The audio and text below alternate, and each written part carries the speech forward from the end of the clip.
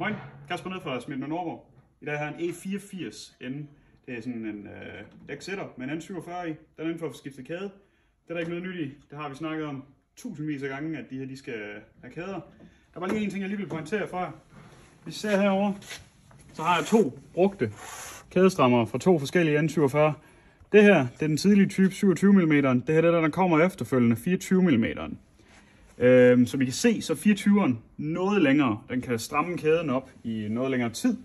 Det vil sige, at kæden kan blive meget længere, før den begynder at lave den der raslelyd der. Det her, jeg desværre ser og hører om folk laver derude, det er, at I har en motor med den der 27'eren i. Så begynder den at rasle om morgenen. I får at vide, at I skal skifte kæde. Og så er der altid en eller anden, der fortæller en klog gut derude, at prøv bare lige at skifte kædestrammeren. Så køber I sådan en der. Der er et nøgle længere, skruer den i, bum, så holder den op med at rasle om morgenen. Men kæden er ikke mindre slidt af det her. Det I bare har gjort, det er, at I har puttet mere klem på den i forvejen slidte kæde. Så lad please være med det her. Nogle af jer, I har motorer derude, der er født med dem, så kan det være lidt svært at høre den raslelyd om morgenen. Men hvis I har en af dem med en 27 i, og den rasler om morgenen, så lad nu være med at montere den der.